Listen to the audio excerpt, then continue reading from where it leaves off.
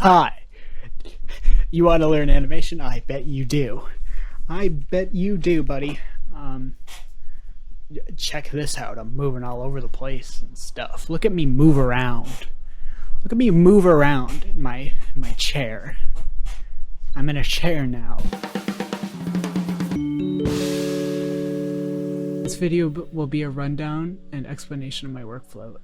This includes animation techniques that I use that help me look like I know what I'm doing. I have a huge problem with not finishing animations, especially like music videos. They're always just like a quarter finish.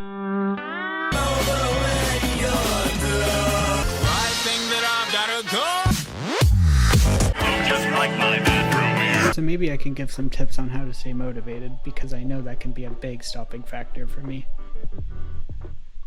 Informative part.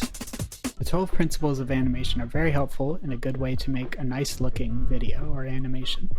The few I often use and most important to me are straight ahead / pose to pose. Straight ahead and pose to pose are a great way to lay out an animation.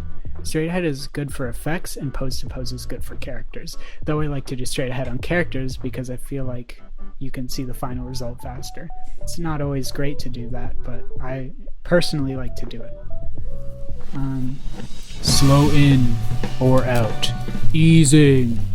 Easing is making objects have a slow start or a slow end. This is incredibly powerful for making a nice looking animation. In real life, nothing starts going top speed or stops immediately, so easing can help bring realism to motion. Not using easing can lead to snappy or unnatural movement. Secondary action. Secondary action is when motion happens because of another. Didn't phrase that well, but so basically after a swing of an arm, the arm could just move back a bit or jiggle around after motion. This technique I use all the time. It just looks nice to me. Arc.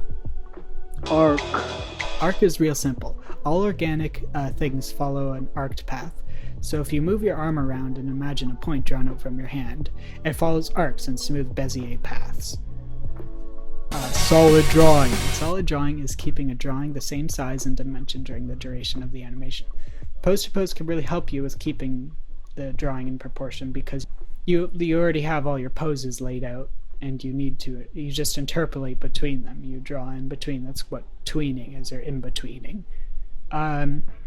Straight ahead can lead to sizing issues.